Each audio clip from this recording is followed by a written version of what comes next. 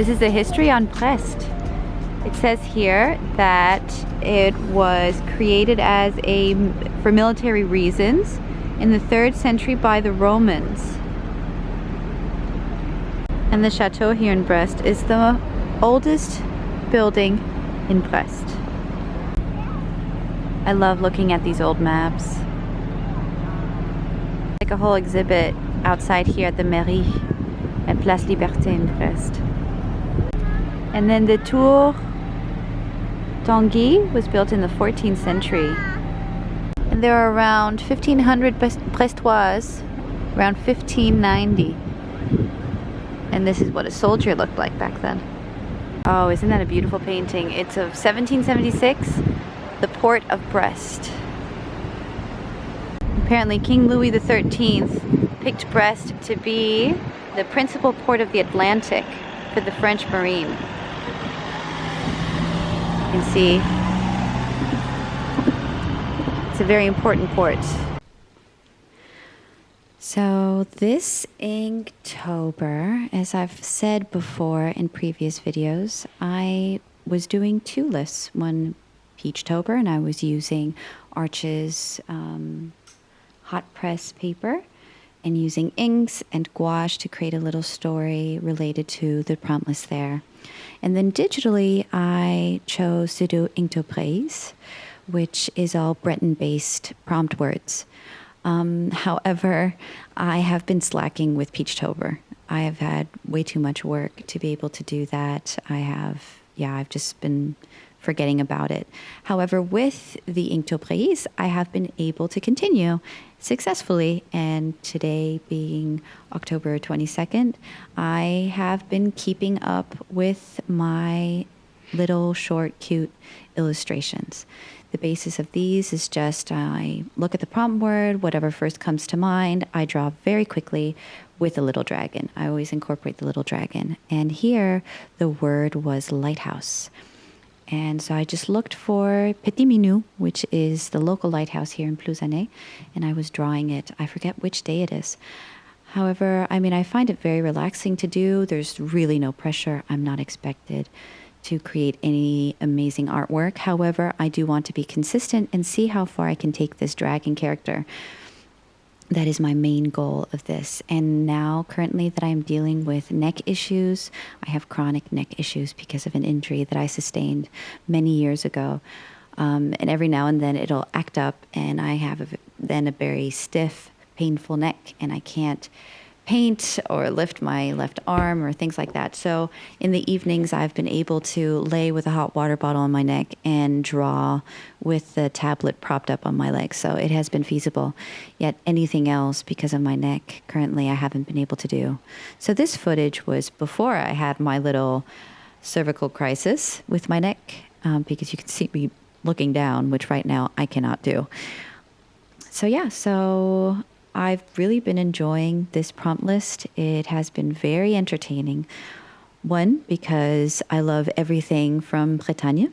I love the culture, and I love all these nautical phrases or words, and it really helps you push your imagination and see what you can create with just a word as a prompt. And in addition, to always have your little character within that illustration. Sometimes it works, sometimes it doesn't, but that's the thing with a whole month challenge, where not everything is going to be a masterpiece, not everything is going to be great, but the goal is to just keep at it, keep on doing, and you will be spending less time. You will be training yourself to think creatively of how to associate words with images, and you will be able to really develop a character. Even if those 31 days doesn't really turn into anything, you'll be able to have that as a foundation to then look at if you want to create a story with this character, or even try to create a story with the 31 images that you have. I don't know what I'll be doing with this little dragon guy. I really have been enjoying creating him and creating the illustrations. As I said, some I've really loved, others not so much, but that's the point of the game. And so here I, just found the image of Petit Minou. Of course, I had several of my own, but I didn't have them on my tablet, so I wanted pixels. And it's quite a well-known landmark.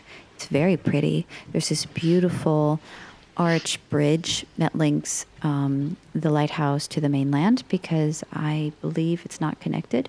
And so they connected it, and it's just beautiful. It's amazing to go there now with the change of weather when there's more wind, even though there's always wind here. But now with fall and winter, I think it's even closed during part of the winter because the winds are so strong that it can be dangerous, because the water will just wash up and hit your face when there's too much wind. And with the Atlantic Ocean being what it is, it's a very dangerous ocean.